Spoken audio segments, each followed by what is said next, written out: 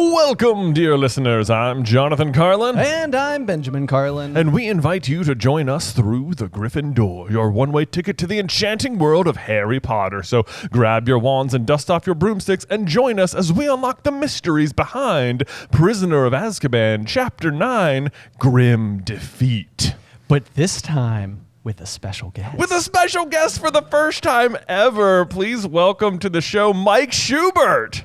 Hello. I'm excited to be here, and I was thinking of where I wanted to be here for the recording because I knew this was a video thing, which power to you. As a full podcaster, the fact that I had to wake up, do my hair, all these sorts of things. It looks amazing. It does look really good. Thank you very much. I do have my brush here to actively brush it over the course of this next hour. Excellent. But I have my office, which looks more picturesque, but then I have the recording studio where I do the podcast stuff that sounds better.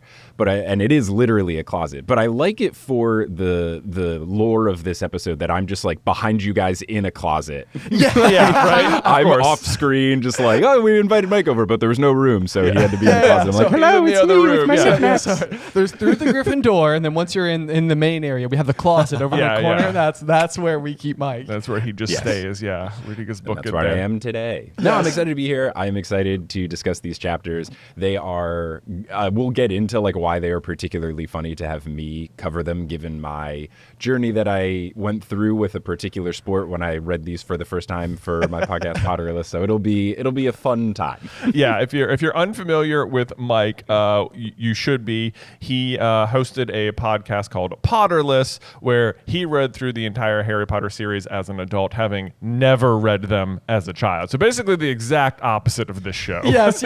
I think before we even launched, we were doing a collab on Mike's podcast, and we told him, we're doing your show, except the exact opposite. Yeah. It's great. Yeah. If you were listening to Potterless and you were like, gosh, this is fun, but I would love the exact opposite. Yeah. You've got Through the Griffin Door. Bam, here we go. So now it's great that we've all come together for this chapter, which apparently just meshes well with the Potterless lore and was a great chapter for this. We have Grim Defeat, Chapter 9 of Prisoner of Azkaban. Yes, indeed. We got some lovely chapter art. And this is one of those questions where it's I think chapter art is always the same from book to book. Do you have chapter art on your copy, Mike?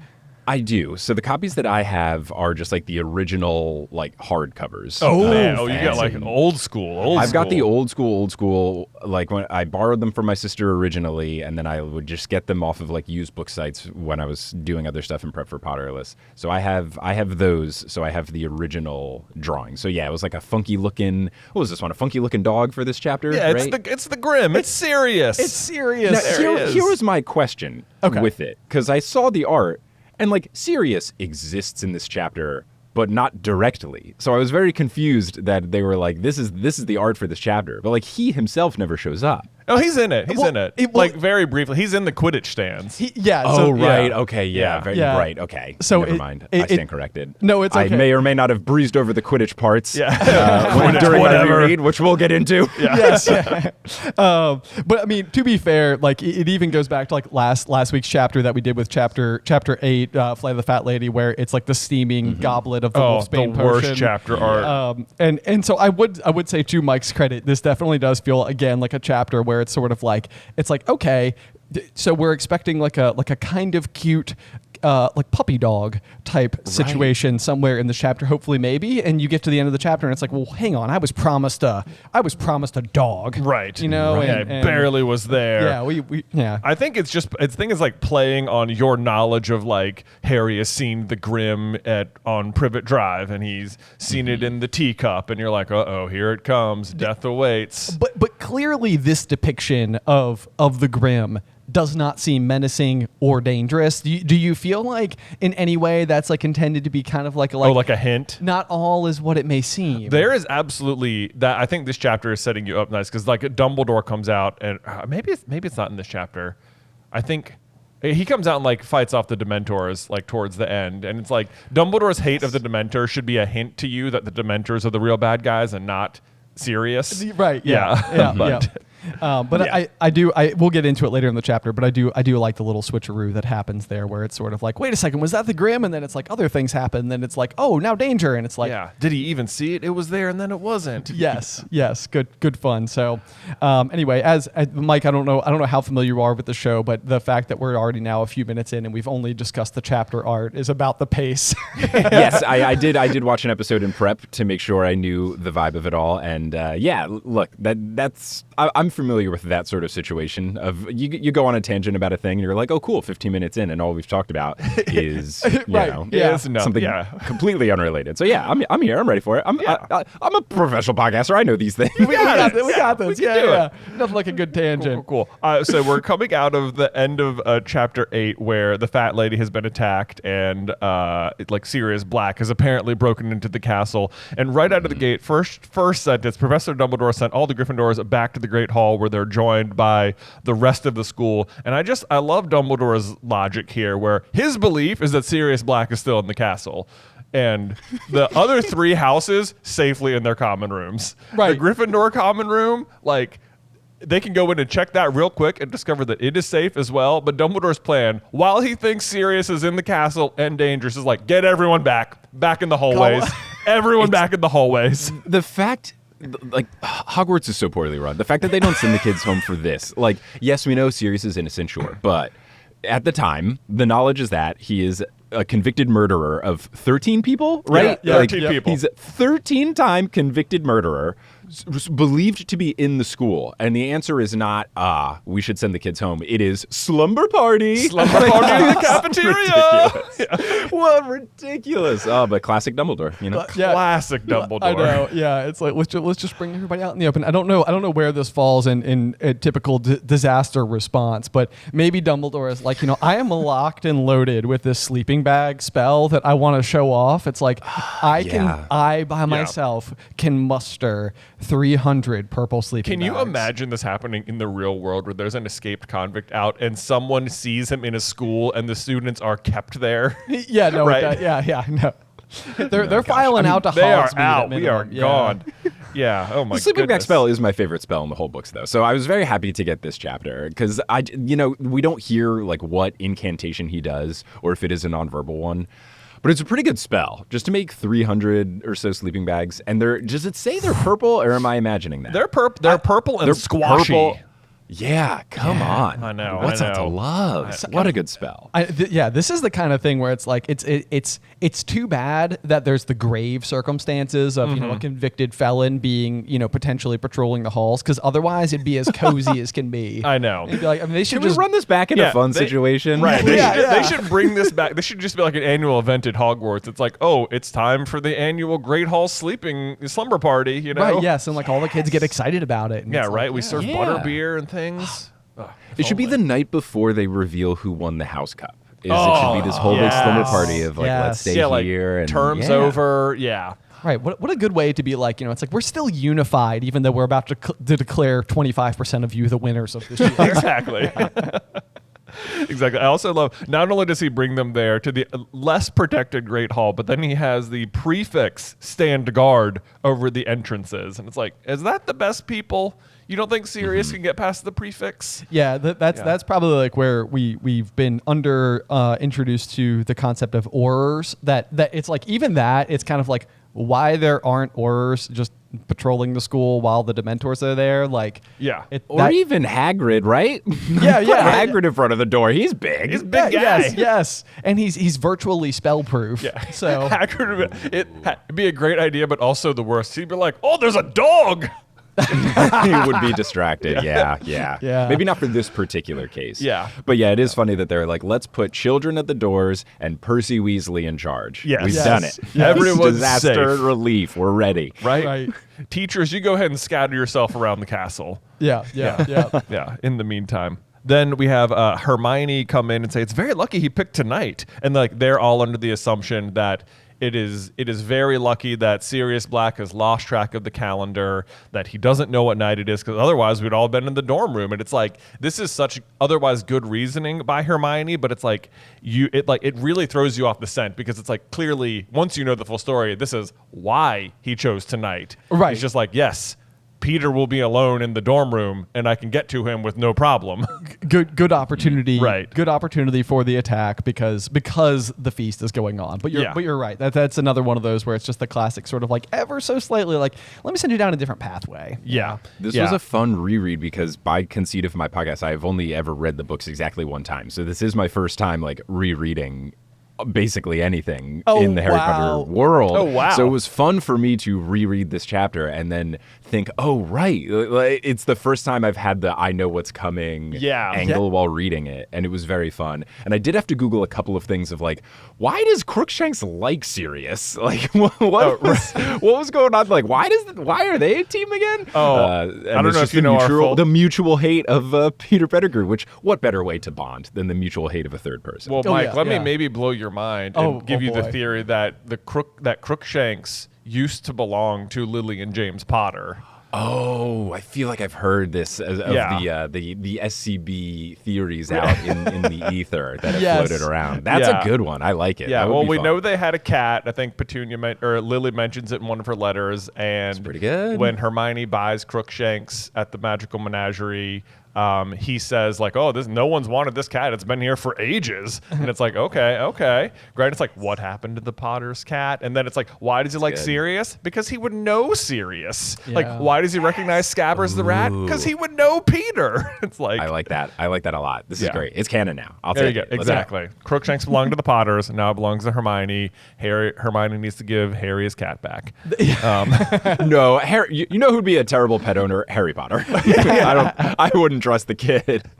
He does lose, Hedwig does get murdered, so. Well, there's that. Yeah, just to put it lightly. Just, Maybe not his fault. Maybe not. Arguably Snape's fault. Although possibly saves his life. I don't know. There's another theory there. Yeah. It's more of a Deathly Hallows theory. So we'll continue down the page here. I love there's another bit of confusion. I feel like it's just like clever writing where like Hermione is explaining like why it can't be apparition. She says, you can't apparate in here, and I'd like to see the disguise that could fool those Dementors. And it's like, this is a good like mixing of like one fact, like one correct thing and one wrong thing. But like you trust Hermione all the time. So it's like, yeah, correct. You cannot apparate in here, but there is a disguise that is fooling the Dementors, and it's a dog. And it's a dog. Yeah. That is the thing that is actively happening. It's how he was able to escape from prison. Yeah. But even that though, there's the line that says like maybe he knows how to apparate, said a Ravenclaw a few feet away, and is this the first time we're ever introduced to the term apparate? No, I don't think so. Because even earlier in Chamber of Secrets, Ron's like, how will your parents get home from the station? Like, they can apparate. Oh, okay. Yeah, you're right. I also wondered if it was the first time because the way the student who says it talks about it is like someone having to explain something to the reader, because I think the line is, apparate. Move, like teleport through the sky, or like they like give the comma definition of what apparate means, as if the other wizard in this conversation doesn't know what it is. Like truly ridiculous. Yes. Thank you for explling that. Right. Gosh. Right. I know. Well, that was like what goes through my head. So I literally highlighted it and just wrote like, I mean, yeah, he definitely does. Like, because it's like a fully trained adult wizard in the wizarding world. It's like maybe he can drive a car. Oh, exactly. Maybe he drove here. Right. sitting Maybe he drove behind the here wheel in a car. One of those automobiles that has an engine and 4 wheels and a steering wheel. Yes. Okay. Thank you. They also present it as if it's like an extremely uncommon ability. Like not every adult wizard can do it. Yes. But it's like, I think for the most part they can. So we have that. Was it the first instance of saying that Hogwarts has defenses around it though? Because it felt a little bit like that too, where you just have to do this in books, so I get it, but it felt a little bit like Hermione being like, no one knows this objective fact that I'm about to tell all of the students. Well, in Hogwarts a history. Am I the only one who's ever bothered to read it? And Ron goes, probably. I think this is like from Ron. Yeah, it's like a running joke where she constantly brings this up time after time after time in Hogwarts a history, she's the only one who ever seems to have read it. Yes. I feel like by year 3 I would have read it though, because many of these students have almost died multiple times now yeah. at this point. If I was a year 3 student, I'd be like, all right, let me read this book Hermione keeps talking about because she knows how to stay alive clearly, and maybe this book helps. Or even especially after year 2, because I think Hermione can't find it at the library after the chamber's open because everyone's trying to read it to learn about the Chamber of Secrets. Right, And right. then it's the only time ever Hermione's like, oh, I left my copy at home and I can't remember it. And it's like, you can't remember a fact from Hogwarts history. Seems We need the unlikely. plot to work. We Yeah, need I the know. plot. We need the plot to work. So Hermione, she forgot the one thing she's like memorized by heart. Jeez. They also sort of set you up for like Filch knows all the secret passages, which is I feel like misdirect for the Marauders map coming up later. Probably I think in the next chapter even maybe. Right? Yes, I Like, believe all the so. Marauders Yep, map. the Marauders map. Yeah, so you think, oh yeah, Filch knows them all. He's always catching all those students out of bed. He is. We're just getting rid of Classic anything you Filch. think Sirius could be getting in. Don't worry, it's not those things, even though it's most of those things. Yeah, it's like, yes, he knows a secret passage Filch doesn't know. Yes, he has a disguise that's not working. He even wrote the map. Right. Yes. Yes. Yeah. He is the cartographer. Yeah, he is. That's it. Yeah. Man, what a good villain name though. Cartographer. Cartographer. That's yeah. good. Yeah, Oh, yeah. right? That's great. Very good. Let's see. Oh, and then I love this is like we're wandering into like Dumbledore's big plan territory here at the bottom, which I'm not sure how familiar you are with, Mike, but it's just the idea that Dumbledore is pulling all the strings all the time, and it's like Harry gets Totally. extra information because Dumbledore says so. And I feel like this is where he like happens to have this conversation with Percy and Snape right next to Harry, and it's like it's so convenient for us, the reader, that it happened near Harry. Especially because they mention multiple times the narrator about the things Harry is doing to, move his head to expose his other ear and stuff like that. I don't think Harry Potter is the sneakiest. I feel like he's not necessarily going to have a high dexterity score if he was a D&D character. Yeah. I feel like, or maybe not, because he's good at Quidditch, but his stealth check proficiency is going to be like minus 100. He's just not. It is embarrassing. He's not a sneaky boy. He's not good at lying. So his deception, maybe that's it. His deception would be terrible. And I feel like Dumbledore would know, okay, yeah, this kid's listening in. Let's talk so that he can hear it. Because otherwise it just doesn't make any sense. No, you're right. I mean, we make fun of Harry all the time because like Hagrid eventually gets caught with Aragog, like hiding a spider somewhere in the dungeons. And Hagrid is apparently a Gryffindor, which means that like Hagrid, the half-giant Gryffindor, is sneaking out of Gryffindor Tower successfully for what must be months to take care of Aragog in the dungeons, and no one's catching him. Meanwhile, Harry Potter, youngest seeker in a century with the Deathly Hallow invisibility cloak, is getting caught left and right around the castle. Like, man can't sneak. Like, if Hagrid can do it, you can do it, Harry. Okay? Let's go. Let's see. So we're checking. I do love this- from this conversation that Snape at one point tries to do conversational tricks to block Percy out of the conversation, which as I was reading this, I was like, I'm surprised that Percy's in on this convo. And then it made more sense that Snape, tries to parse his lips and stuff to get, giving the hints that Percy is for sure not taking, because he for sure does not have these social cues to know, oh, they don't want me here. Yes. Yeah, No, absolutely. I definitely think this is like, it's like Percy's like, yes, I've been left in charge. Yes. Hello, colleagues. Right. Hello, fellow adults. It's me, Percy Weasley, also an adult. Head boy on your level, probably just as good as magic too. Probably Yeah. so. Yeah.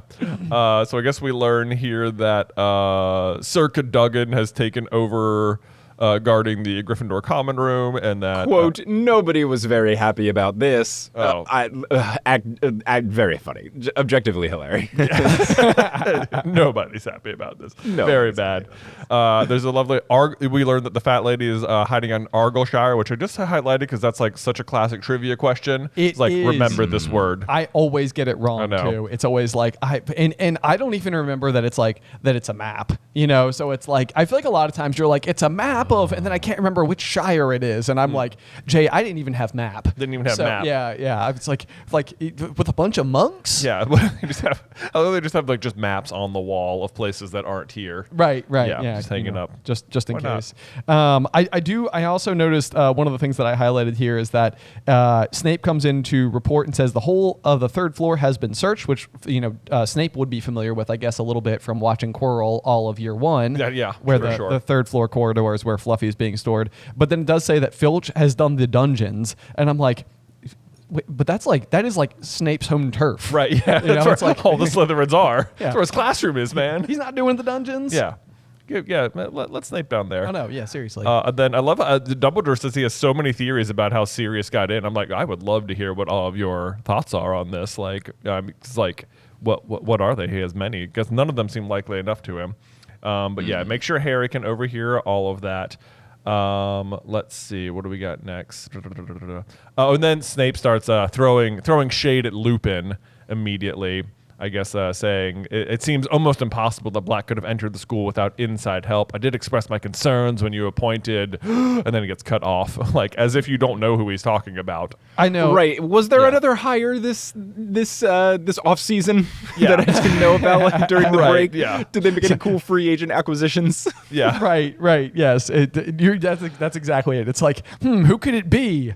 Yeah, I know. Yeah. The Muggle Studies teacher aide. The teacher aide. The teacher. Yeah, right. It's like a little intern position we got going on there. Right. I warned you about them. Yeah. That the new person working in the cafeteria. Can't trust that Winky.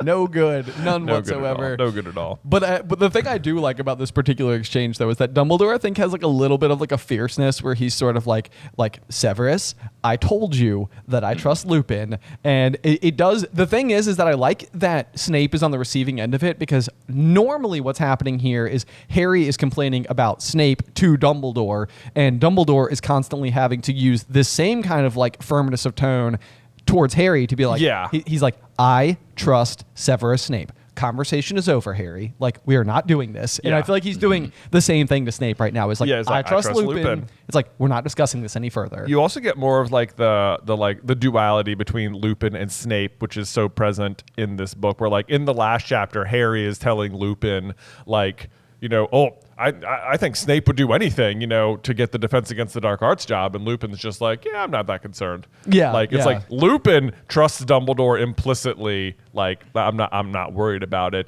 and Snape on the other hand does not. He's like, Lupin's bad news for sure. Yeah. You sure it's none of that bias coming through? Yeah. He bullied me one time when I was a teen, and clearly that defines him for the rest of his life. Yep. Yeah. Snape is notoriously good at letting nothing go ever. Ever.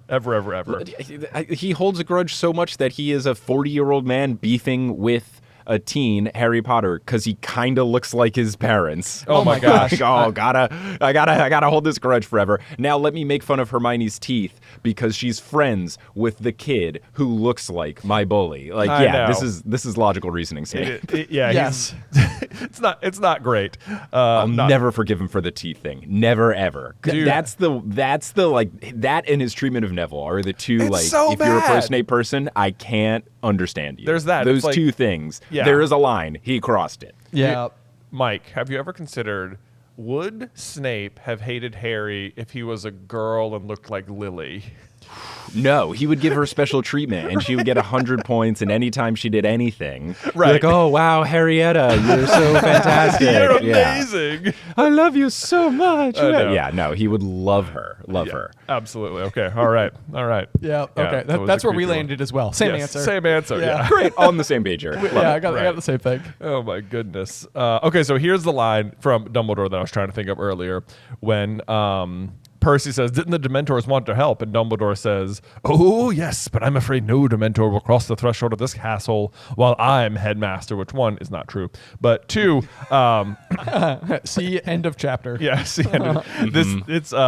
this should be telling to you, the reader, that the Dementors are the bigger threat than Sirius. It's like, they're supposed to be the good guys, but like, clearly they're not. Right. Like When he did say this line, I was thinking the same thing. I was like, oh, wait, they definitely come in, not knowing that this chapter was the Quidditch match chapter. I was like, don't they come in during the Quidditch match? But then I took another step back and I was like, well, technically, does that count as the castle? Is the castle the building, or is the castle the grounds? Like, what is the actual definition Dumbledore's going with? Is he right? Does he get partial credit? But then little did I know, a handful of pages later, it's like very quick foreshadowing. Yes. It's like they're inbound. But I even think in like, you know, inside of this scene, the fact that like it feels so like Percy, who very clearly is going to like walk to the beat of the like Ministry's drum. Yeah. Like the fact that he's like very like, oh, we should be using the Dementors. It's almost like you can't see the forest for the trees kind Right. of problem. Like, yeah. So I feel like that's even like a little bit of a setup for like what Percy will be like as soon as 1 year later. Yeah. In terms of like where his position is and For stuff. sure. Yeah. I also love further down the page, the rumors start flying about how Sirius got into the school, and I decided to highlight Hannah Abbott's reasoning here because it says Hannah Abbott from Hufflepuff spent much of the next biology class telling anyone who'd listen that black could turn into a flowering shrub. To which I was like, okay, Hannah, how would that help him get into the castle? How? How does this get in the castle? Even if you're right, which you're not. Right, you know? right. Yes, It's not. It seems, you know, honestly, we don't get a lot of Hannah Abbott, but this is a low point for her. This is who Neville marries. I'll never forgive. He should have married Luna, right? Yes! Like that Yes. feels like a put it up on a tee, hit it out of the park. Come on. I was floored when you do the 19 years later. And it's like, remember that girl who got mentioned because her last name starts with AB? Neville married her. Neville married her. Well, okay. Yeah, right? Cool. Oh, fine, sure. That one, and then that Harry doesn't just become the Defense Against the Dark Arts professor. Yeah. No, it's like, let's make Harry a police officer. I know. like his Let's have Harry work for the place that he hates Yeah, for 7 right. years straight. Right, yeah. He has demonstrated his great ability to lead others and you know, sort of like his connection with people in Dumbledore's army and the way that he was able to overcome the Dark Lord who created the curse on the position that he learned the most in and his best possible ability. like and Hogwarts is his home, and it's like, yeah, no, he's a police officer. yeah, No, he's a cop. He's a cop. Yeah. He's He's going to a write cop parking tickets. At eat the donuts. recommendation of a Death Eater, right? yeah. So anyway, good times. Good times. Yeah. Anyway, Career that, paths. Yes, that I will never understand why he's not the professor at the end, but whatever, it's fine. Let's see. So moving on, we have none of the other pictures wanted the job, which is to me hilarious. This is where I guess Circa Very Duggan smart. is. Yeah. They're good. Yeah. Why do I do this? Actually, on the note of the Defense Against the Dark Arts professor, that was another little note that I wrote there, is that it's like, it's almost the same problem where it's like getting somebody who wants to teach that class is very difficult for them. And so the fact that this is like another sort of like perceived danger-based situation, Yeah. like it's kind of like, oh, okay. Like that's, you know, like she's kind of being brave. Yeah, in you're her being brave. You got to be position. brave to be Yeah, Gryffindor. Exactly. Except she doesn't want to come back. Well, that's true. Yeah. Do you think she was a Gryffindor? Never considered that before. It almost feels like she had to have been. Had to have been. Yeah. But then who guarded the entranceway then? Oh man. Right? Well, actually, now that's going to send me down a whole thought process. I know, right? Who was the Okay. fat lady? Yeah, we'll circle back. Yeah, maybe it was just her as a human beforehand. Yeah, Sitting there. She just sat like on a stool. Yeah. Nothing to see here. Nothing to see. Just guarding Yeah. my hole. Yes. Let's see. Moving down here. We're getting towards the Quidditch match here. Yeah, next note I had was Harry convincing McGonagall to let him keep practicing Quidditch Yes. despite the dangerous grade. McGonagall's like, you can't do this. And Harry's like, but we got to win. And she's like, good point. Fine. You can watch over the practice. I know. Yeah, that was also my note. It seems to take them a while to decide that Harry's in danger out there. Yeah. Yeah. Because like this isn't even, I think, the first practice they've had since then. It is like they're coming up anyway on the field, or that they haven't just thought to have a teacher out there anyway watching them before now. Truly, no chaperone, no coach. That's ridiculous already. And then Yeah. the Quidditch only gets more ridiculous in this chapter. I'm glad you've brought me on for this because the fact that they will change what team they are playing instead of rescheduling the match for a different day is absolutely wild because there are 4 teams in the whole league. Yeah, I don't know how many total matches they play. 6. Doesn't seem like that. 6 matches. 6 matches. are I don't know how played long the all school year. year. Yeah. Like, you can move it. You can There's move it. Like the moving it for not having the teams switch because of Draco's fake injury is ridiculous. Oh. Then not moving it because of this terrible weather that just like lasts an entire week, which I guess tracks for the UK, that they were just like, it will rain this week. Right. And they were just gonna keep going. Like, it's so ridiculous, the scheduling thing. And then there's other situations, either earlier or later in the books, where people have major injuries and then they don't change the schedule at all. Like, isn't it book 1, Harry's passed out from saving the school, and they were like, we gotta play this match, guys. Yes. But then Draco has a fake injury that was his fault, and they're like, ooh, you're playing Hufflepuff now. Yeah, I know. It is ridiculous. I completely forgot, that Harry is passed out from saving the Sorcerer's Stone, and they still have to play Ravenclaw, which they lose. Later in book 6, Katie Bell is going to touch a necklace and be like possessed and like cursed for like half the year. And they're like, I guess we'll just have to. Harry is just like, Dean, do you want to play Chaser? Right. You know, right, like yes. find a sub. That's what you have to do. Whoever you are, like you can't reschedule the team based on an injury. Even if here's the thing, even if Draco is genuinely injured, that doesn't matter. Right. Like, who cares? It's But never. even if it did, even if we were gonna say, hey, everybody should be healthy, which is fine in a sports league where there's 6 games a year per team, like, yeah, you can reschedule stuff all the time. Yes. And even, another thing, your wizards, you can't put a magical dome over the thing to make the rain not come in. What are we Hermione talking comes about? in with the impervious thing to make Harry be able to see with his glasses. I'm like, guys, why isn't... It's like the gillyweed problem. It is you the know? gillyweed it is problem, Like, yeah. like none of them can figure out how we're going to breathe underwater. And it's like Muggles have figured this out. You must have a common solution for underwater breathing. And it's like the impervious thing. It's like you shouldn't have umbrellas for rain. It should be like everyone should just be like impervious, and then that's Right? it. Like they're like I wrote about it when it said Harry was like, Harry didn't know how he was going to see in this rain. I was like, you guys haven't figured out rec specs yet? Come on. I know. Goggles haven't made their way over. exactly. Rec specs. It's like Muggles are beating you guys in some of these areas, and it seems dumb because you have magic, and Yes. these are But it tracks. common They don't problems. use ballpoint pens in the Harry Potter universe. So like Muggles do have them beat on a couple of things. Yes, absolutely. just a scooch of a leg up. But yeah, no, I totally agree with you guys. I feel like wearing goggles for every match, regardless of whether or not it's in rain or shine. I mean, like you're flying high up on a broomstick, and surely you're gonna like fly through like a wave of gnats or something. So probably Right. everybody wears goggles. Right. Yes.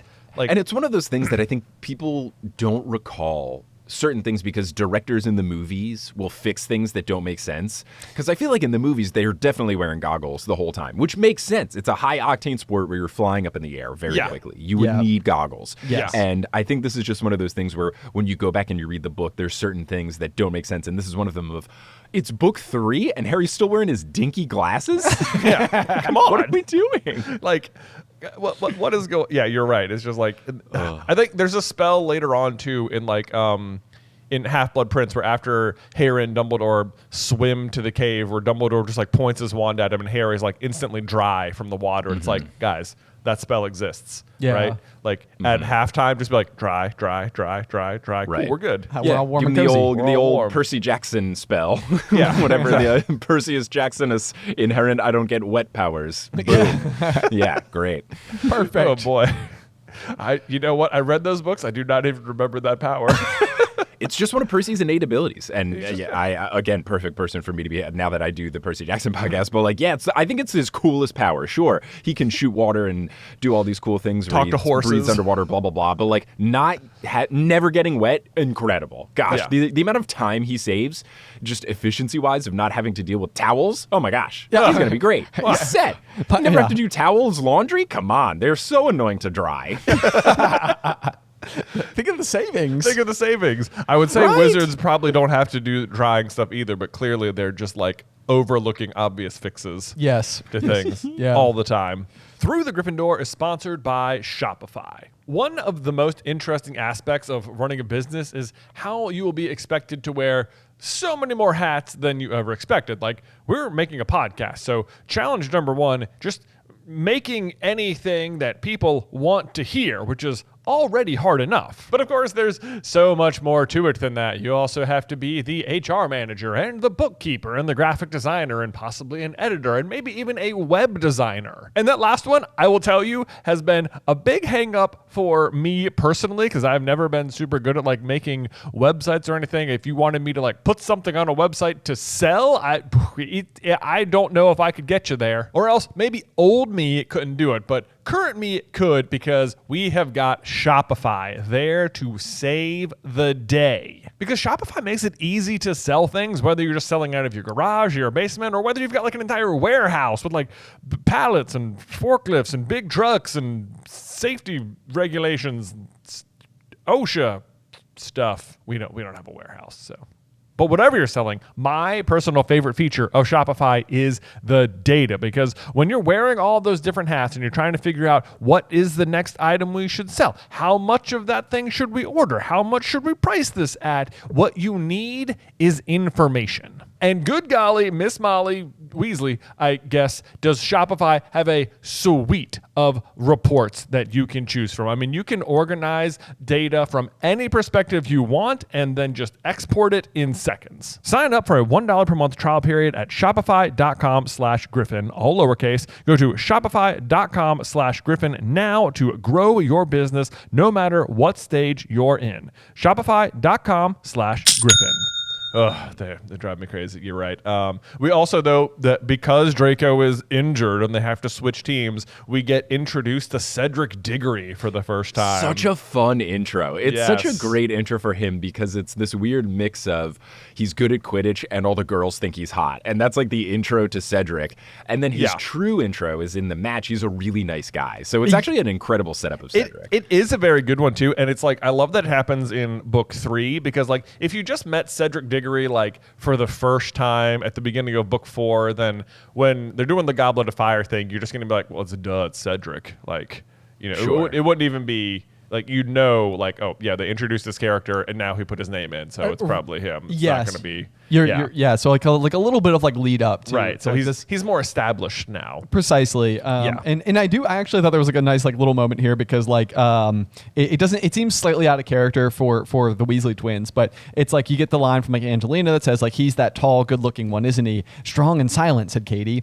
And then Fred interjects and he says he's only silent because he's too thick to string 2 words together. But the thing is that like Cedric is just like a genuinely like good guy, and it sounds like anybody who knows him, and even inside of this chapter you get to see that. So like I think this is like a little bit of like Fred jealousy because he does invite 100%. Angelina Johnson to the Yule Ball. Yes, he does. Next You're year. Right, I forgot. Yeah. You're right. That I makes think sense. he's like, wait a second, no, Cedric dumb. Yeah. It's like I don't know that guy. He's the worst, probably. Right, Oliver? He's actually not that tall either. He just wears heeled boots. I've seen him with his shoes off. He's not that tall.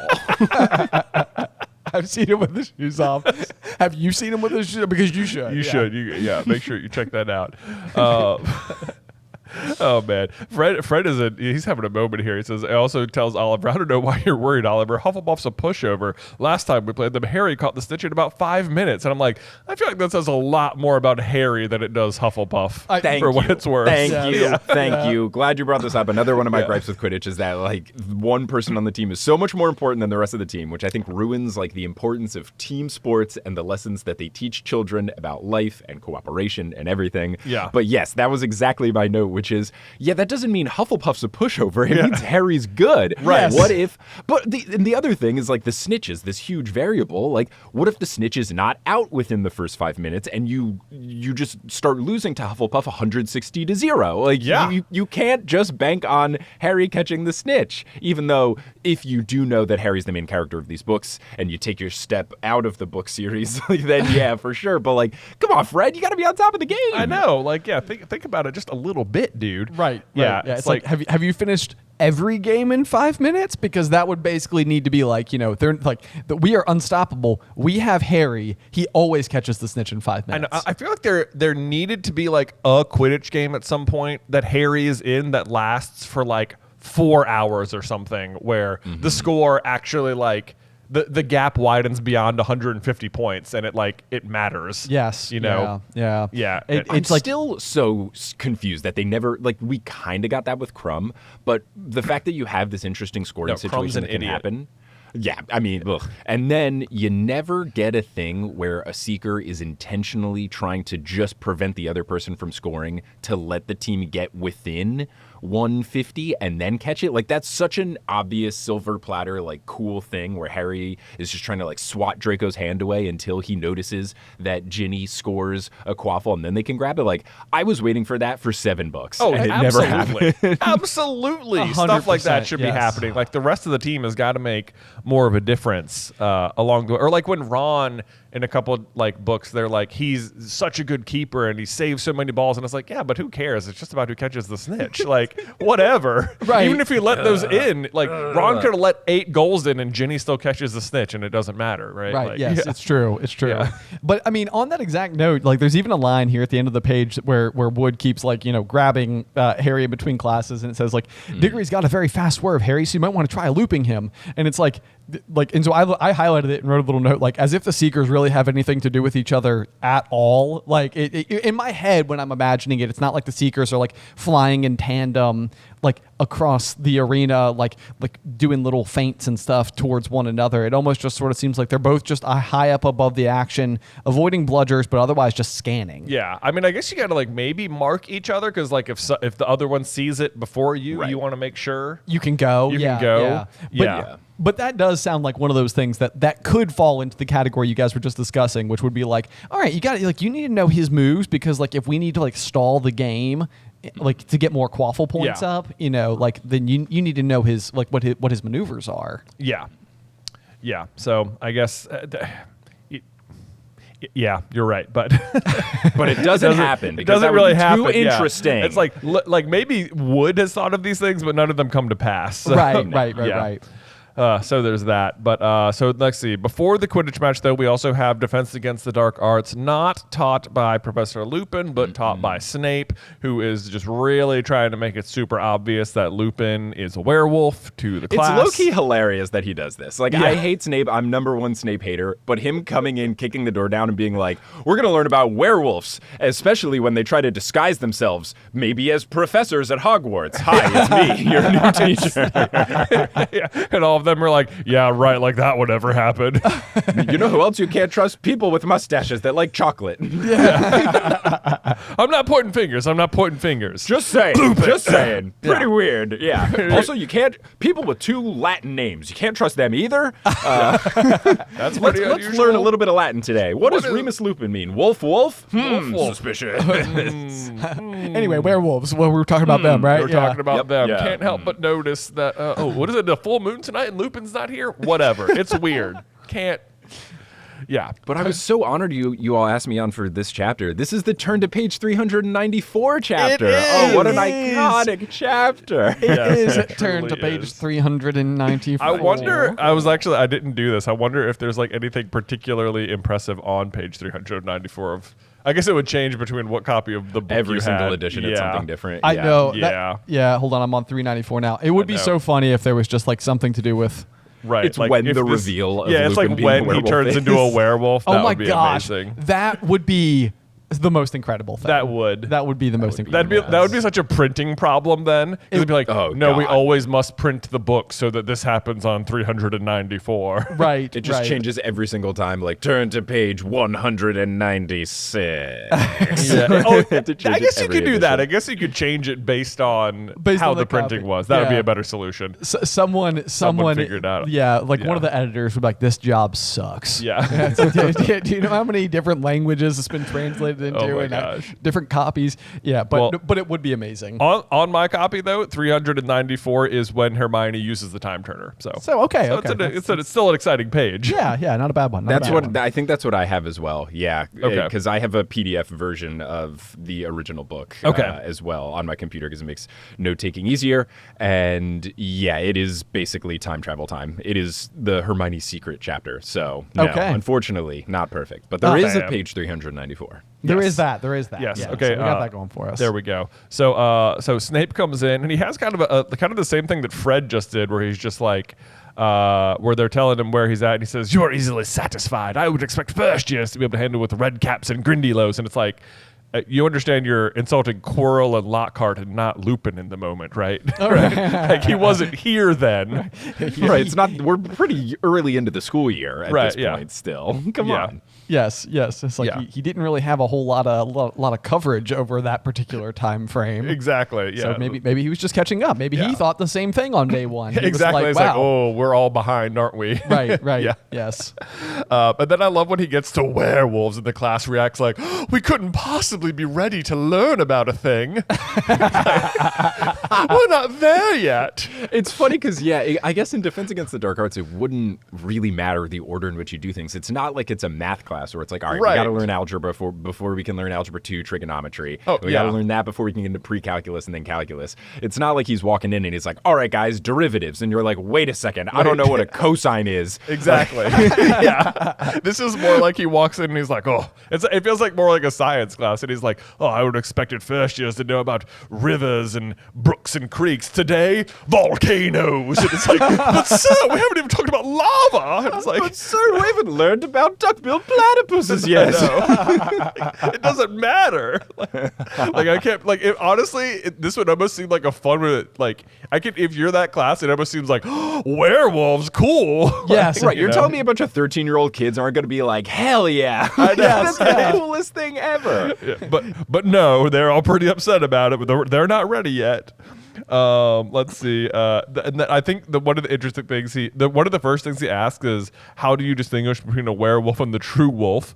Which just fast forward to Snape's flashback in the Pensive. This is one of the questions that the Marauders are discussing about their OWL test. Hey, that's pretty cool. fun. Yeah, and then they're all like that's a good joking little about it poll. because they're like, they know. They know he's sitting in my chair. Except Peter, who's like, I couldn't remember. And they're like, how thick are you, Wormtail? But that is always a fun thing in school when like your hobby happens to come up in whatever you're learning. Yes. It would be like when I was in history class and it would be a thing about sports and I'm like, fun. The Jesse Owens section of the learning about why the Olympics are important in the grand scheme of the World War II. That's not, like things. Or like when, I guess me specifically, it's like when they would ask like Jackie Robinson questions about civil war or civil rights and you're like, yes, okay, good. I know this one. Like, as a baseball fan, it's always just easy knock out of the park when you get that kind of question. I want to Yes. say Ben gave like a 45-minute lecture about aquarium fish one day in science class. I most certainly did. Yeah. Yeah. And then I went in the next day, and my teacher was like, "Who wants to go first?" And I raised my hand again, and she actually like she was a little oblivious, but so I got up there and started giving the same presentation again. I was last week years old when I realized that the Carlin aquariums thing was real. So I've had I've had your emails because we've done a bunch of stuff together, and I always thought like Carlin Aquariums, that's a fun thing that I guess like maybe that's what their actual LLC name is, because I know like when I had to pick my LLC, like you have to list a couple of things and you just like pick a thing like media company or whatever. I was like, but that's funny if they picked like Carlin Aquariums, even though they make YouTube videos and podcasts and stuff. And then on this most recent time, I guess it was whatever was like in the subject line, but it was like just a Ben email and it said like Carlin Aquariums, or it had like your title as like something at Carlin Aquariums, and I was like, is this real? And then I looked it up, I was like, oh my god, it is! They sell there's like real Carlin Aquarium equipment stuff. Yes. It's a real actual thing. Yes. My highly eclectic career path prior to doing the world of YouTube. Yes, was running an aquarium company, and Love there that. is Aquarium to YouTube to coffee pipeline. Just the Exactly. normal. I know, the yeah. regular. Run. Look, You know, I'm just following the path many before me have laid out. That's exactly. all. Honestly, you say coffee, we are more of a candle company these days. I know, yeah. The Yeah, candles. well, obviously we still have coffee. You should check it out at carlinbrothersmercantile.com. Right. But That is definitely what's in this mug. Yes, absolutely. hey. Ignore the teabag tea. we sell tea. Don't worry. It's Carlin tea. Don't zoom in. Don't zoom in.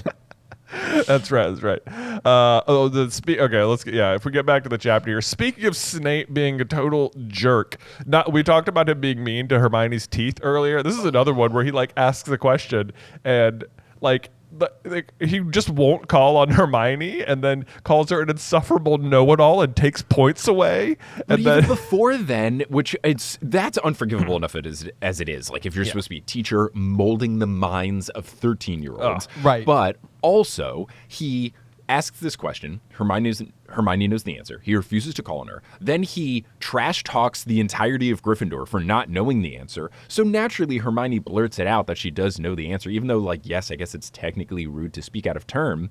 But thankfully, Ron calls out exactly this thing. He says, quote, "You asked us a question and she knows the answer. Why ask if you don't want to be told?" Like, yeah, it's ridiculous enough that this happened just as an instance in teaching.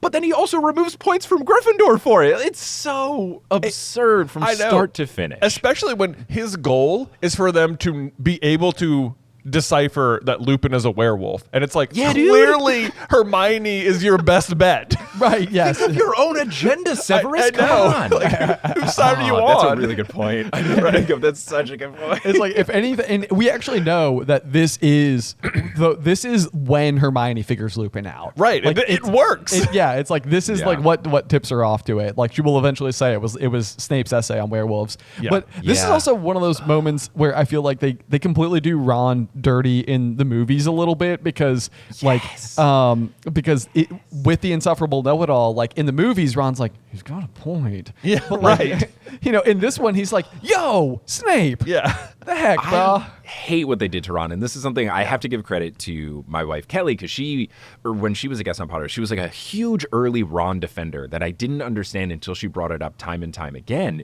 Not only does Ron get done dirty in the movies because they'll take a lot of his good lines and give them to Hermione or Harry or just some other character, but then things like that where they were like, Ron says something good in this chapter, something pro Hermione. Yes. What should we do? Should he say it? No. Should he just say nothing? No. Should he say something mean instead? Yes. Like, how do you make this choice, Alfonso know. Cuarón or whoever decided this? Like, come on. Yeah, give Ron so some disappointing. credit. Yeah. I know. Yeah. So so I feel like, if you've only ever watched the movies, you're like, man, what?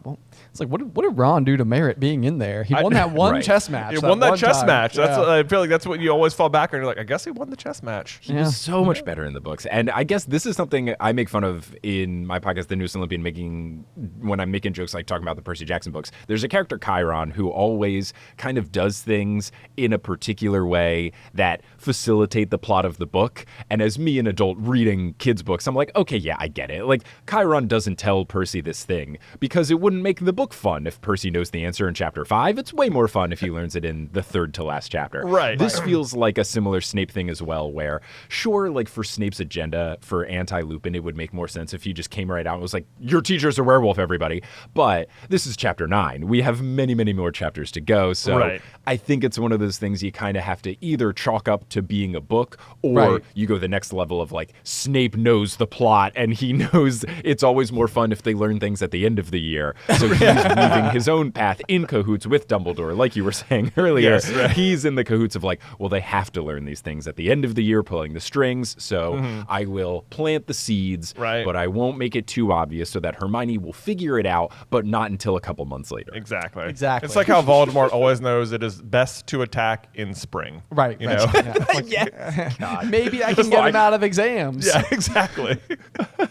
Oh, wait, our finals over? Can I now? Oh, now I can attack? Okay, great. Good. Harry, are you done? Yeah. I wouldn't want to inhibit your schooling. Of course not. Gotta be a fair fight. You gotta be Exactly. fully educated first. Right? Sure, I want your wits about you. I don't want you worrying about your OWLs. Come on. Oh, Voldemort's failure to secure the prophecy in Book 5 is just ridiculous to me. That, like, he spends 9 months lightly planting dreams in Harry's mind, hoping to lure him there. And, like, in the meantime, when Harry's there are 12 Death Eaters. It's like, you could sneak 12 Death Eaters in, but you didn't think you could go too? Like, And then he shows up anyway. and then he shows up anyway. It's like, bro. theatrics above everything, and you have Yes. to. Yeah, sure, he's racist, but Yeah. his flair for the theatrics, you gotta respect it. Gotta make it. It's how much better would it be if I get Harry to take it, right? Come on, Lucius, come on. Talk about the plot. Come on. Yeah, my lord, I'm there. There's like, we're all here. See, this is going back to our career path thing. It's that if he wasn't going to go on to be a Dark Lord, he definitely would have taught drama. Absolutely, Oh right? God, he would be the pantomime professor Yes. at Hogwarts for sure. For sure. No doubt. Beloved. Beloved. Yeah, people would love him. He'd be a great teacher. Right. They'd put on shows you couldn't believe. You couldn't even believe. No, but no. Oh, yeah, instead, he would rival I forget her name, and Miss Darby in the High School Musical universe. Like just that level of theater production. That would be who he's up against. Yeah, That's it. Yeah, the bar to which all things are compared. Right? Instead, Of course. Dark Lord. Dark Lord. Yeah. The Darby, the Barbie, yes, of course. Yeah. Yeah. So at this point, even the students are picking up that Snape has got it in for Lupin. And then this is like where the Boggart is like a great like distraction for you, the reader. It's like it's perfectly plausible that like that's why Snape doesn't like Lupin. Yes. Because he's like done this one Right. thing to him, and it's like, oh yeah, you don't suspect it's because he's a werewolf because they have a history together. You're like, yeah, I guess or because he just has the job he wants. But yeah, so you're thrown off the scent a little bit there. Right. He gives Ron detention for his little interruption earlier and makes him scrub out bedpans in the hospital wing without magic. To which I'm Now, like, that's important. Go on, sorry. oh yeah, which like sounds terrible, but like, how much of an issue is it? Like, how many students are really stuck in bed? Yeah, I don't know. Yeah, I mean, I guess there are a lot of people in the hospital wing with various injuries, but the important thing for me that I note here is that when Ron is revealing that this is his punishment, he asks Hermione, do you know what that, and then the narrator says, Ron said something that made Hermione go, Ron is making me do. So he called Snape some sort of expletive. Yes. I know this is probably more of a family-friendly show, but if we want to get into it, what name do we think Ron called Snape? Oh my gosh, So crude that they couldn't put it in the book, because we know the B word is okay for these books, given book 7, so it has to be like curse word ranking worse than that. Oh my gosh, have you ever seen the Potter Puppet Pals? Yes, I Oh have. my and gosh. gosh, classic stuff. They have just a whole video about wizard swears. They do. Yes, Oh, they it's do. gotta be one It's of got to those. be one of yeah. those. It's just Yeah. like it's like Dobby's nipple or something. You know? Yeah, I like that. I like that. That's good. Yeah, it's definitely the highest ranking wizard swear from Yeah. the Potter Puppet Pals video. Right. Fantastic. Oh, It's the one at the end where Dumbledore is just bleeped out for like 2 minutes straight. Yes. Right, yeah, That's Harry and Ron are exactly just what like- it was. Yeah. And then Hermione they go listens to the entire curse and then goes, Ron! Yeah.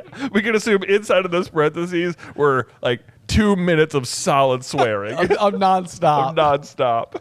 Yep, correct. That even Hermione is like, you know what, that was too far. It was unjust. Yeah. And, like he was being mean, but like, Come on, Ron. Come on, Ron. Yes. Oh, goodness. Then I like this remark too where they say, why couldn't Black have hidden in Snape's office, eh? He could have finished him off for us, which is like a funny thing where it's like, I bet he'd love to. yeah, right. I mean, I don't think that Sirius would just like kill Snape for no reason, but I can imagine Sirius seriously screwing with Snape. Absolutely. Like Yeah. if he can't get into the Gryffindor Tower, just heads down to his classroom and just like unscrews a few jars. And Yes, does some stuff. Like, Yeah. like loosen some screws in Yeah, his stool. or- exactly. yeah. Like Snape would know. He's like, oh, he's been here. Yeah. Oh, he's been I here. can tell. Yeah. Replaces his black ink with blue Yeah. ink.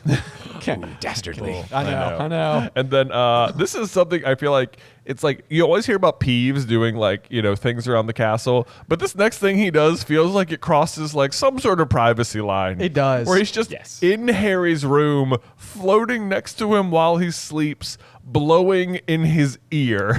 Like, what? I know. I completely forgot that he did this. And Oh, it's dude, Same. I hilarious, swear. but also terrifying. Yes. I was like reading that line. I'm like, has this always been in here? I don't remember this at all. This is so weird. I know it is a very uncomfortable situation, like waking up, because Peeves is not really like, he's not a ghost, he's not a person, but he is something. It's like you feel like you should be safe in your dormitory to sleep without having what resembles a grown man-ish thing blowing in your ear. Right, yes. This definitely feels like something that students could complain about and get the school shut down. Be like, hello, an ageless being was blowing in my ear all night. And not only did it wake me up and that was kind of bad, but also like, what does this say about the school? Right, Yeah. It's fine. And like, because it feels like people do complain, and they just like said, like try to imagine like parents talking to Dumbledore. It's like, they were in my son's room at night, just watching him sleep, just messing with him, and it's just like, well, it's just part of going to the school. I see no problem here. This is wizard school, you understand? Yeah. It's like, if you can't handle a little poltergeist, please. Yeah. So next, it is the morning of the Quidditch match. Harry can't go back to sleep. Wakes up at 4. I guess it's what I love is that it's thundering overhead, and like they don't cancel the Quidditch match. Like if it's for like Muggle sports, like if it's raining, they'll keep it going most of the time. But thunder is typically the line, not for wizards. It's absurd. It makes me so upset in so many different ways. I don't get it. I don't understand it. Especially because it's like. Lightning seems extra dangerous to people flying in the sky. Yes. Thank you. It's right. It's not just a normal sport. Like, you are, in theory, closer to the danger. Like, I know. It's just... Yeah. And it's like, there's no protection over the stadium. You're right. Like, there's no bubble over it or something that's stopping the rain, which seems possible. It does seem possible. It seems right. Like, I just don't. And I get it. I guess it's like, because it's supposed to be kind of the allegory of... cricket, where it's kind of like rain or shine, whatever, you just do it, and it's all old school and traditional. But I mean, I don't know. These are children. They're children. I know. They're children. Yes. Some of these are like 12-year-olds out there. Right. But in the meantime, Malfoy can't play because he scratched his arm. Oh, that's right. Yes, right. Yeah. But it was his fault. It's his fault. Yes. Oh my God. Yeah, he's too injured to play, but the rest of you can play in Lightning. It's cool. Sure. Mm-hmm. Yeah. Yes. Oh my gosh. Oh yeah, I did write down a particular quote from the book from the narrator. Quote, Quidditch matches weren't called off for trifles like thunderstorms, but they're rescheduled for false injuries? Exactly. What are we talking about? Exactly. Oh my gosh. Malfoy's injury and the rescheduling the game is so annoying and stupid. It's ridiculous. Yes, it is. And especially because like Malfoy's been making fun of Harry all book for fainting because of the Dementors. It's like, why isn't Harry just making fun of Draco for his like month-long paper cut, Thank you, Ben. I'm pretty sure I made this point on Potterless. Like, you should be like it's tough. Like, I don't think Draco's a particularly good bully in these books. He kind of is just like, your parents are dead, you're poor, I'm out, bye. Like, nothing profound. And Draco was like infinitely more bullyable. And it's ridiculous that Harry doesn't take these low-hanging fruit of like, yeah, dude, you're faking an arm injury. Like, why don't you play through it? Like, or right. You're in magical wizard place. Like, we see, isn't it last book where Harry, with the Lockhart thing, and they like regrow Harry's arm and stuff in a matter of days? Yeah, like overnight. You can't overcome a beak pecking? What's wrong with you, Draco Malfoy? Oh, I know. And it's like everyone, it's like the professors would know that like hippogriffs don't cause like cursed scars or something. It's like just a regular scratch. Right, like Madame Pomfrey had to have been brought in on this decision. It's like, what do you think, Poppy? It's like, he's fine. It's like, oh, good. Okay, that's what we thought too. But we were just double checking. We right. Of course, Griffin. Yeah, hippogriffs. Yeah. Yes. So anyway, Harry is making his way out of the dorm, and Crookshanks is like waiting right outside the door, just sort of hoping he can sneak in and go gobble up Scabbers real quick. Fortunately, Harry is there, or unfortunately, Harry is there to scoop him up. And Harry has totally got the read. He says, I think Ron was right about you. There's plenty of mice around this place. Go and chase them. Go on. And it's like, yes, you guys have all got the read. It's like they're all noticing something weird about it.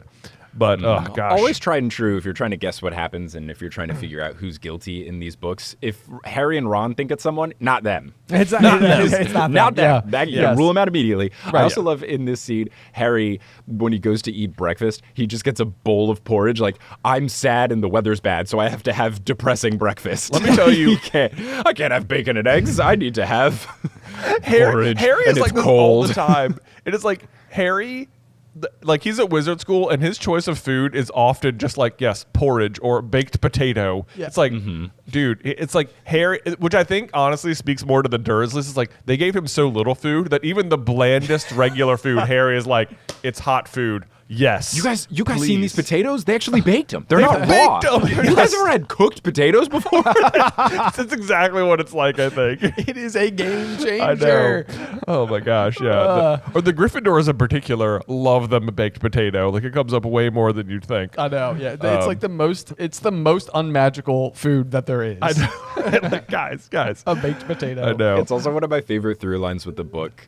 I want to say I did a live show about this once, but there was just like all of the food descriptions of the feasts.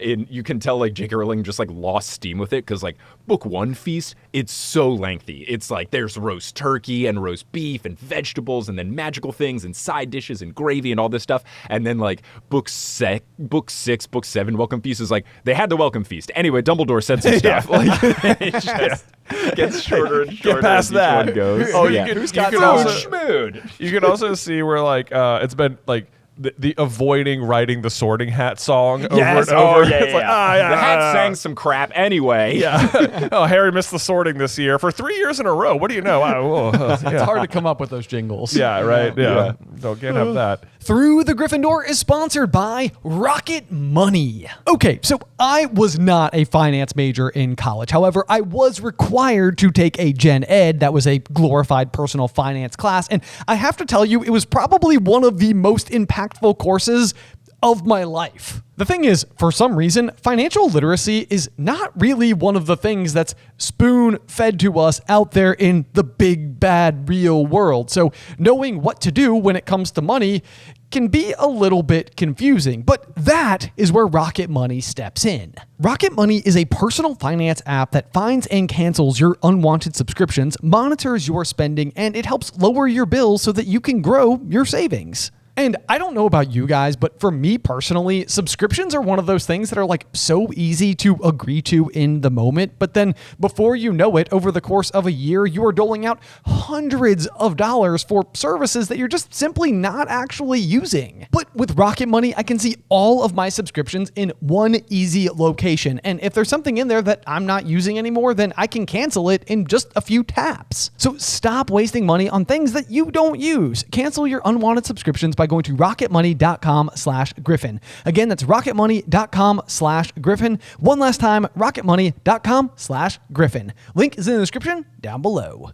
So then Oliver Wood comes down and he's having he's a big old bowl of nerves. He Poor can't Oliver. eat anything. He's like, the fact that the team has been switched is just like it's ruined his whole life. And it's like he can't eat anything. He's like so nervous, which is surprising to me. It's like, Oliver, it's like it's not that big a deal. If anything, Like- I would have thought that Hufflepuff would seem less formidable than Slytherin. Yes, They all yes. have Nimbus 2001s. Like, Exactly. Yeah. It's like this should be good news. Like, if anyone should be upset, it's the Hufflepuffs who are like being Yes. told at a moment's notice, like, hey, you have a game this weekend. It's like, wait, what? It's like, crap. Hey, in That's the rain? more wild scheduling ramifications is that it's not like clearly Slytherin is just not playing this week. So yes, they've given Hufflepuff a match they weren't prepped for.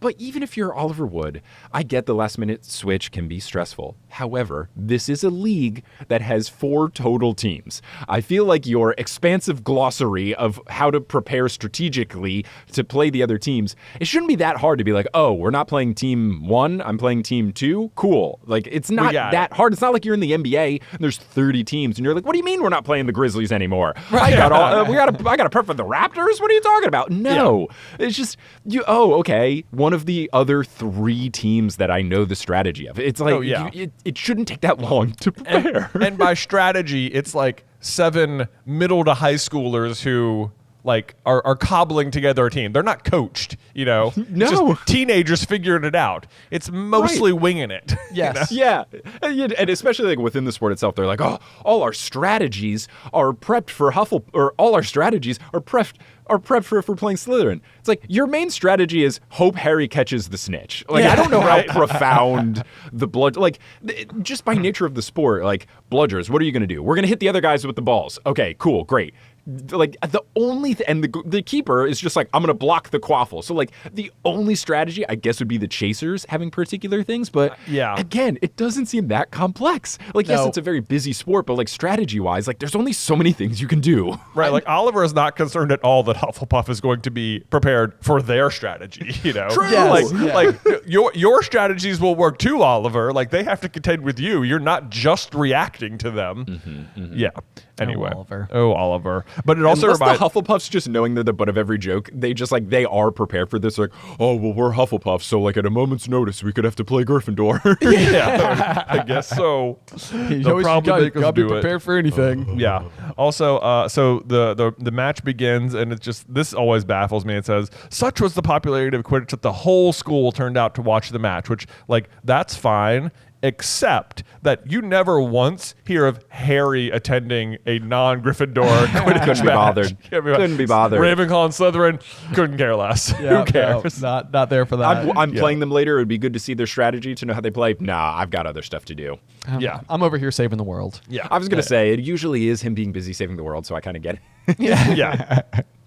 He is busy, but it's like you'd think he'd go where Ron or Hermione would go, or anyone. Yeah. But, now there is a key thing when we have all of the people being out there in the crowd before Harry gets into the locker room. I don't think we never see the locker rooms in the movie, and I think that's a missed opportunity. Oh. But my main point here is that Malfoy, Crabbe, and Goyle are all sharing one big umbrella. Yeah, and I love that visual, and I can't believe I never picked up on this before. But the three of them are sharing one umbrella.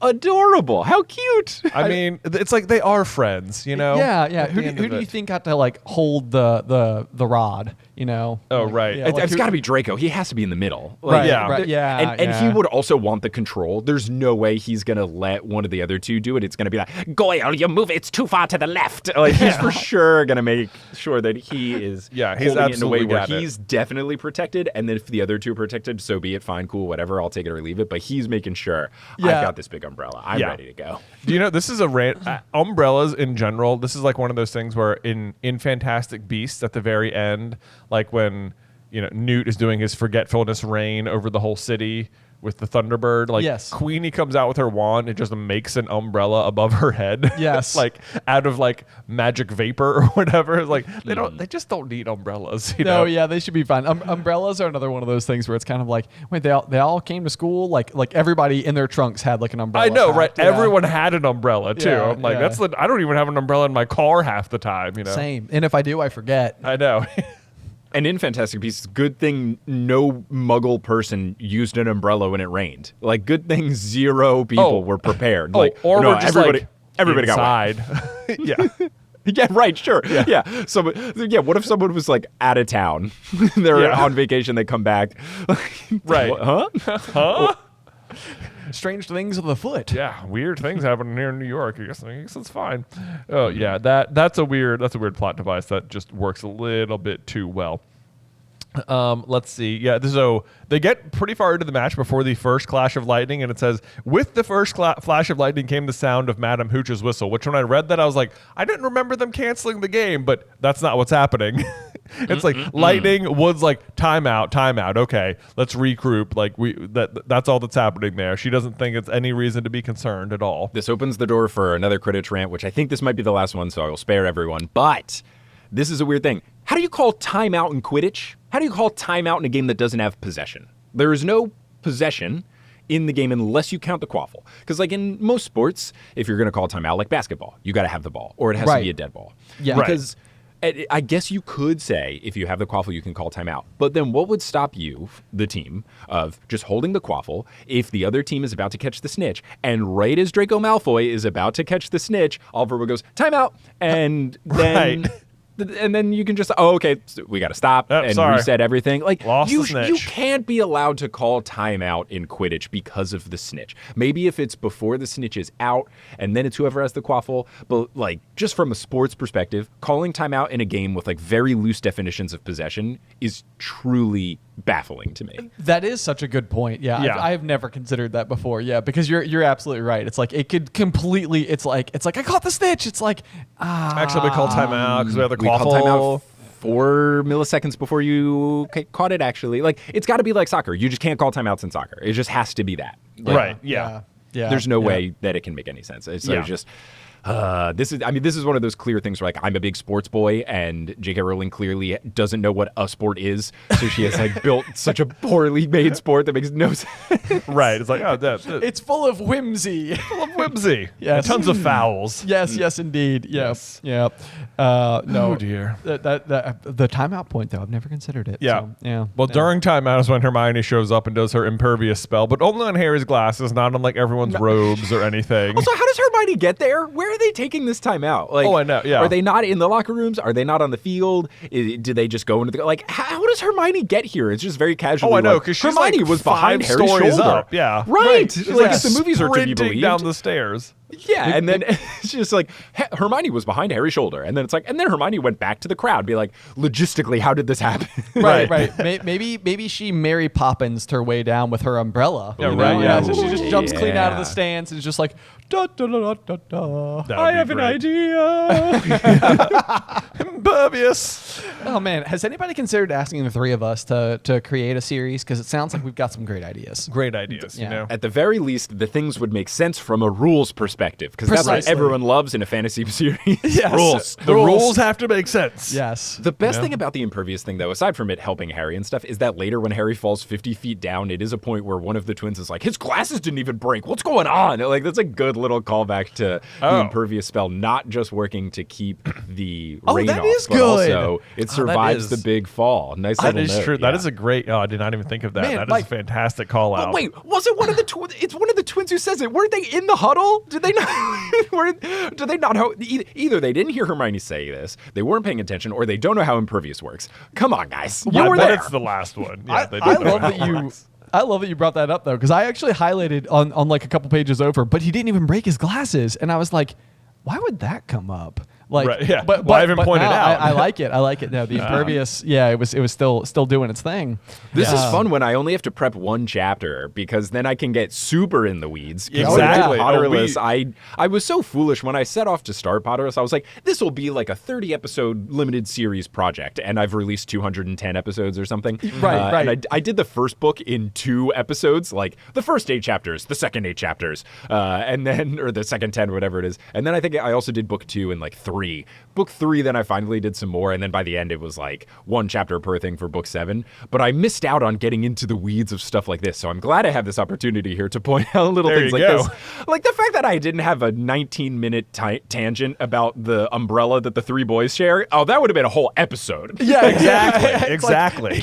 it's like page 7 of chapter 9 is what we're covering today. Right. What did Mike talk about for 45 minutes? Oh, an umbrella. Gotcha. An umbrella, right. yeah, An yeah. umbrella. The Why not? absurdity of umbrellas in a Because world. it's definitely Lucius's golf umbrella, right? Like golf umbrellas are usually very big, it's so that they can huge. cover you Yeah. and the bag. Lucius is definitely the type to go on snooty golf trips with the boys. So, like, 100%. yeah, Draco's borrowing Lucius's magical golf Golf umbrella. umbrella. Yeah. Absolutely, he is. Yeah, it's massive out there, for sure. Man. So It's whatever map the fat lady is in. It's like something Argyllshire. Shire. Yeah, that acres or green or that, like, that's the golf course. Yes, the he's golf got his course. big like Argyllshire Acres golf course umbrella out there for him. Oh, and Crab it's an Goyle. Argyle pattern Yes. umbrella too. Yeah, I like Yes. it. I like it. I love the idea of Lucius playing Muggle golf. You would have to. Yeah, But then using magic to make sure he's still got a good score. Like he misses a putt and then he like mutters, like Absolutely, and then yeah. it goes in the hole. Well, I don't know what happened, guys. yeah, he plays with Muggles for the sake of cheating. Right. Can't find his ball. Accio golf ball. And then it comes. I found it. It's here in this in the rough. Right next to the hole. Yes, Where I left Perfect lie. amazing. Very good score. Very good score. Always shooting under par. He's Of course. really good. Of course. Yeah. But not too much, so it's not suspicious. Yeah. Right. He's He's got like a he's sneaky clean, about like it. 3 under par. Yeah. I like the thought that he has like the snake head on the end of all of his golf clubs. Absolutely, he does. All of Yeah. his irons are snake head shaped. Yeah. Yes, Oh yeah, of God, course. Lucius's golf game. These are the stories that we really missed out on. That's you know? it. That's it. Yeah. We need further reading. What is the Malfoy summer holidays like? Oh man. Oh boy. So anyway, back in our Quidditch Sure. match, Harry finally sees the shape of the enormous shaggy black dog clearly imprinted against the sky, motionless in the topmost empty row of seats with the crack of lightning, and it freaks him out for a second, and then suddenly he squints back to the stands and the dog has vanished, which I'm like, how? Like, it's not he literally was there. Like, Jay, where'd he go? Jay, he used the umbrella. He's hiding. Yeah. No, but this was something that I think is kind of interesting because, like, I think what's happening here is you're meant to be led to believe that what he is witnessing is the Grim, and I would even say that, like, the phrasing, I think, clearly imprinted against the sky. I always picture, like, the Grim as if it's, like, in the clouds or something. That's what they do in the movie. Right. Yeah. But then it's just like motionless in the topmost empty row of seats. So it's like this is just a dog sitting in the top row. But we know that the Dementors are currently like filing into the Quidditch stadium. Yeah. So I mean, probably what's happening is Sirius has snuck into the stadium so he can watch Harry play. But then when the Dementors start filing in, he's like, I got to go. I got to go. Yeah. So and these two things are kind of happening a little bit simultaneously. Yes, they are. So, because, almost right after this is when Harry looks wildly around, sees Cedric pelting up the field, chasing after the snitch, and he starts to chase after him, but then, sure enough, the Dementors have swept into the field. 100 Dementors, it says.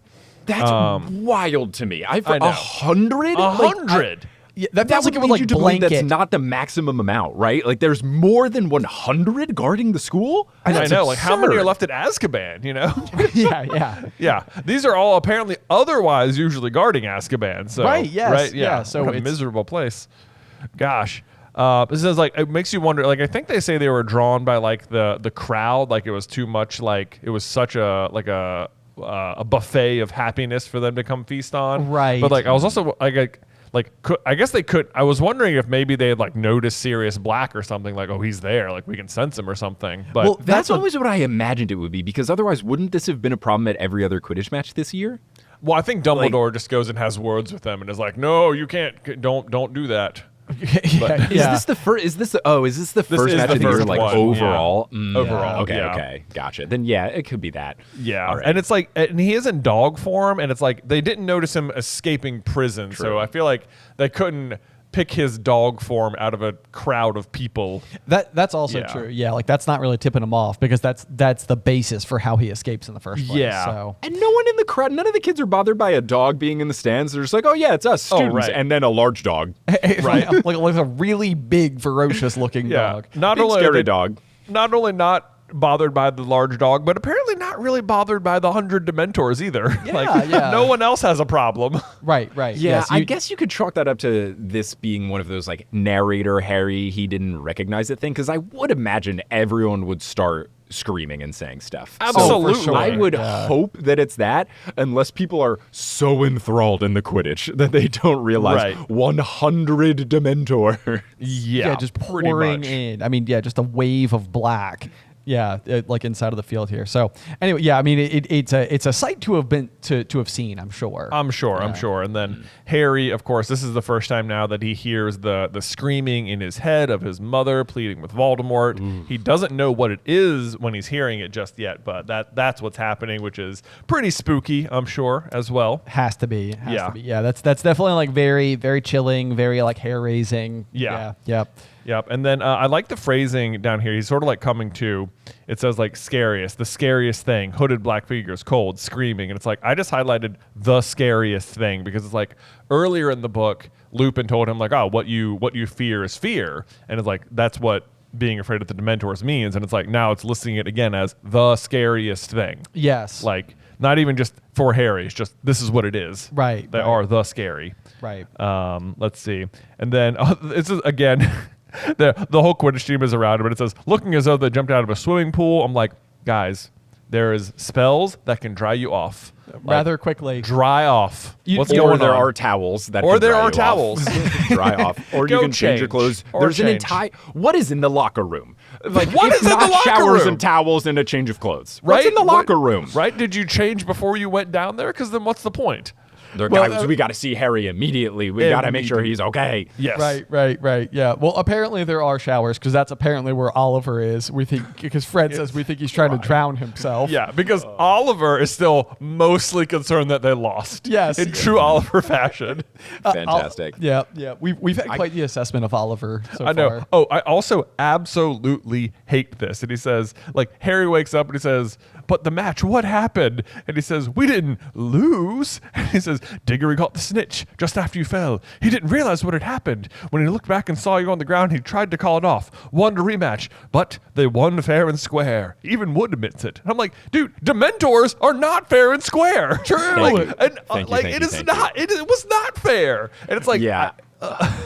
it's like, I have a two-pronged approach with this. Of one, like, it is so cool that Cedric does this, and I think that this is one of those things where, like, JK just does things to make plot, like, for Quidditch. Quidditch is just a vessel of plot. That's why the most important people are the chase seekers. The seekers, and, yes. Like it's just to move the plot along, so I get it. And this lets you know Cedric is a really nice guy, because this is awesome. But yes, it surely feels like this is not fair and square.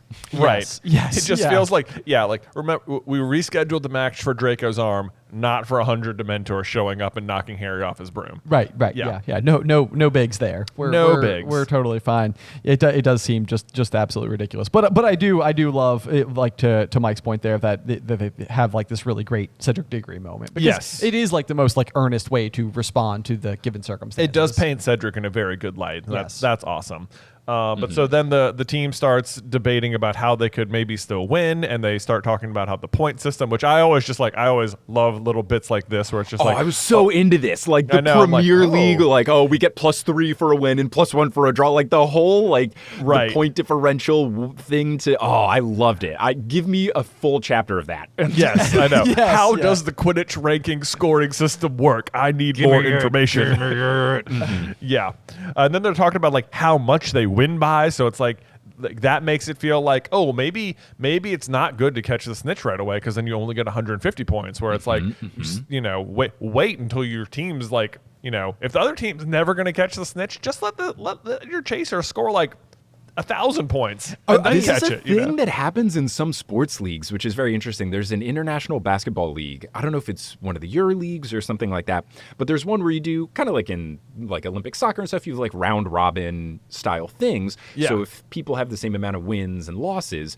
you go to like the point differential. So there's certain times where it's like, okay, well, this team needs to win in order to advance, but they also need to win by 11 points in order to do so. Yeah. So there are instances, you can find this on YouTube, where like sometimes teams will try to score on their own basket in order to send the game into overtime so that they can then win by 11 instead of by like 2 or 3 points. Wow. But you can't intentionally score on your own basket because they want to dissuade stuff like this from happening. So there's people like, they will try to make it look like they were going for a rebound, but they mess it. It's like, this is such an interesting element of sports that I love that it did find its way in there. And it's also a fun plot thing, because I think someone says like, well, then they'd have to win by 200 points. That'll never happen. And reading, you're like, all right, so this is going to happen in chapter 18, right? Yeah, right. It's like, that's coming. Also, 200, not much of a margin in Quidditch, right? No, it's really not. Right. Like, you can score 5 times and catch the snitch. In the very game they were just in, at timeout, they were ahead by 50. So if Harry had caught the switch, that's 200 that's points. 200 points. Yeah, right there. So yeah, not hard at all in this particular. Fred and George's Quidditch acumen. They might be great beaters, but they're not very smart about the rest of it. Let's see. I love that they also said, "Don't beat yourself up, Harry. You're still the best seeker we've ever had." Which I love that coming from Fred, who's like, he's only had one other seeker he's ever dealt with. That's a great point. I read that too. Like, how much older are you than Harry? What like 1 or 2 other seasons of experience with this? Come on. Yeah. There was that one 7th year who graduated. And that was basically. Yeah. If they got on the team in their 2nd year, and then Harry got on the team in their 3rd year, then he's been on the team since. So that 1 year. Yes. Yes. Or if they only made it their 3rd year, then this is a really shallow platitude. You're the only one. And then this I found super interesting, though, is they talk about Dumbledore running down to the field. He says, he ran on as you fell, waved his wand, slowed you down, and then shot silver stuff at them, talking about the Dementors. So it sounds like they witnessed him shooting A Patronus. Not No. a Patronus, a non-corporeal Patronus. okay. The like Okay. semi-half The semi, Patronus. which is interesting because it's like you'd think Dumbledore, because later on he does a full Phoenix Patronus, Right. Like, and uses it to send a message. But like this to me reads that like 100 Dementors is too much for even Dumbledore to summon a corporeal Patronus, which then makes like you that. realize just how powerful Harry Harry's is later on. Because like, Yeah. not a problem for him. Oh. Yeah, I Like- like that.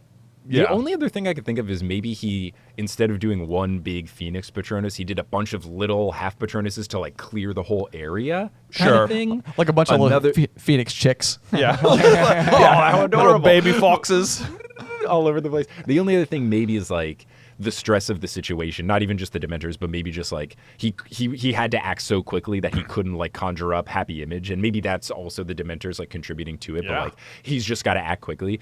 But I'm so glad they added this because I was wondering, because they mentioned a couple times like Harry fell 50 feet and they said the ground was soft, and I was like, that's not reason enough for Harry to not be dead. Yeah, and right. then I'm glad that a couple of sentences later it's like Dumbledore did some stuff, and you're like, okay, cool, great. Yeah. All right. It feels like, especially at school level Quidditch, there should just be like an in place cushioning charm. Thank you, at thank the you, thank you, bottom. thank you, thank you, thank you. I don't understand. Right? Like, you shouldn't be allowed to hit the ground like this. What makes no sense to me, like this should probably be in just any Quidditch match at all, but specifically children's Quidditch. Like this Yes. is children's school Quidditch. There are certain rules in sports leagues when you're playing in school and you're young where they do things to keep kids safe. And Yes. it's not like the strict rules of the NBA or the MLS or the MLB or whatever. And it's just so funny that Hogwarts just being the way it is, it's like, well, this is how the pros play. So we can't block the weather, and if you fall and you die, so be it. Someone dies every year here at Hogwarts. It's part of the quota. It's part of the quota. Part of the quota. Safest place in the world. Safest place. Yeah, Love it. We do sleeping slumber parties if there's murderers inside. Hogwarts, we do some stuff. We do some stuff. It's so fun. We make decisions. The ground's soft. That'll save it. Yeah. Yeah. Yeah. Gosh. Yeah, that's weird. Hogwarts, notoriously soft ground. Yep. Yep. And I love that Dumbledore showed up to this match because for Harry's first Quidditch match ever, he does not show up. He's doesn't. not there. Yeah. So Harry's just at the mercy of Quirrell, just bucking Bronco. Just bucking Bronco up there. Yeah. Yeah. Now Dumbledore's decided, I guess now's when I should show up. Maybe I should show up. But only Dumbledore does the cushioning charm. It feels like every teacher should be like cushioning charm. Like, Yeah. this The should all be- referee, Madam Yeah, what Hooch? does Madam Like, Hooch come on, what- do? Yeah. This should be half of her job The is just sanctity of Quidditch. like, let him fall. He's got to know. He has to know. If he They dies, have he to dies. learn. If he dies, he dies. If he dies, he dies. That's Quidditch, That's Quidditch. That's what we're signing up for. But that is pretty much mostly what happens, other than Harry learning that his Nimbus floats over to the Whomping Willow and gets smashed. Super sad, except it's really just a setup for him to get the Firebolt. It is indeed. Yeah. Yeah. But this is another one of those like, oh, because I've read the end of the book, this was not emotional. But like when you read this the first time, you're like, no, like, what's he gonna do? He's gonna have to ride a clean sweep 5? Are you kidding me? Like, No. Dude, this was this is the one like where I like wrote some notes too, because I was just like, when I was a kid and this happened, like, in like you're growing up and like getting these books like in release order, like as they're available, you don't know the whole story, you don't know what's coming next. Like the destruction of the Nimbus like hurt me. Yes. It was like, because it was the coolest thing. yes, it's like it's the I coolest thing. I had like little trinkets of them in my I had a snitch nightlight, despite the fact that I was like 11 at this point. That's totally fine. What's wrong with that? I don't know. Yeah, I was worried if I outed myself as a nightlight haver at age 11, somebody might write in and be like, "Wow, nah. I mean, nightlights are just useful objects. real macho of you." So Hey, macho. you probably had very few stub toes at age 11. exactly. You're doing Exactly. Thank you. Exactly. Thank you. Yeah, coming. See anybody who was going to leave a mean comment. Yes. Someone who's already come in and listened to an hour and 40 minutes, and this is like, wait a minute. I was gonna say Wow. the Venn diagram of Harry Potter nerds that will watch an hour and 40-minute video to people that would make fun of you for having a nightlight at age 11. Yeah, I don't we're know. if it okay. We're crosses. okay. I think Yeah. we're in polite company. We're in polite company at this Yeah, point. yeah, Yes. yeah. Safe place. Yeah, But that does bring us to the end of chapter 9. Yes, it does. The end of chapter 9. And the next chapter, chapter 10, is the Marauders map, one of the most fun objects in the entire It's a big one. It's story. a big one indeed. Well, this has been so much fun. I have seriously, Mike, thank you for taking time out of your busy schedule to come on and do a little Harry Potter talk with us. Yeah. Of course. It's been fun to dip back into the world. It's been a while since I've done a bunch of Harry Potter like dedicated kind of podcast sort of things since I switched over to doing Percy Jackson for the News Olympian a couple years ago. But yeah, it was fun. It was fun to go in. So thank you for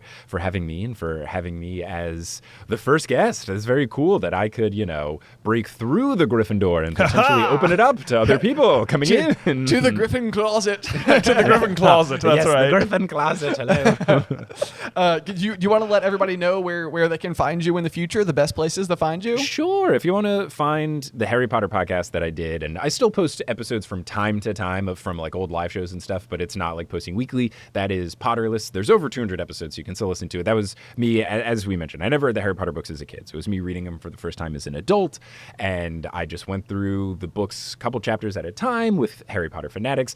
These two fine Super Carlin brothers were on at least once. Yeah, I think we were on the very last episode before you started doing the live shows and stuff. Okay, yeah. We did like a big fan theory thing. That was fun. Yes. So you can check out all those episodes wherever you get your podcast. You can go to potterlesspodcast.com as well. And then I also alluded to the podcast that I'm doing now on a more regular basis, The Newest Olympian. Aha, my coaster here. The Newest Olympian is a Percy Jackson podcast. Similar kind of concept. I never read those books as a kid as well. So it was me making my way through them for the first time. I'm currently on the sequel series, Heroes of Olympus, which is very fun. But I did the Percy Jackson book so far, and the movies, and the musical, and the TV show, and I've done interviews with people in the TV show, so that's been really fun. And I'll be doing so cool. that podcast until I retire, because there's so many Percy Jackson books. Oh my gosh. There's so many. The job security is great, because I ran out of Harry Potter stuff, but I think that problem won't happen with the Percy Jackson books. So that's called The Newest Olympian. You can also get that wherever you get your podcast, or by going to our website, thenewestolympian.com. That is awesome, and you're right. People ask us to cover Percy Jackson all the time, and I'm like, it's not that I wouldn't love to. It's that I'd have to read 30 books twice. Yeah, at least to slowly develop the acumen. So I am so glad that you're doing it, because it is one of the top requests that we get here on our show is to cover Percy Jackson, and so now we have a great place to send people. We're yes, it's we know someone, we know a guy who does exactly what you're looking for. Right. So be sure to go and check out all of Mike's shows. He's a fantastic podcast host in all regards. Absolutely. So The Newest Olympian. Check it out. But I think that is going to do it for us this week. But make sure to join us again next week for Chapter 10, The Marauder's Map on Through the Griffin Door. Today's episode was edited by Ethan Edghill. Vaishon Brandon does our art. Catherine Stein is our production manager, and the show is hosted by me and Jonathan Carlin.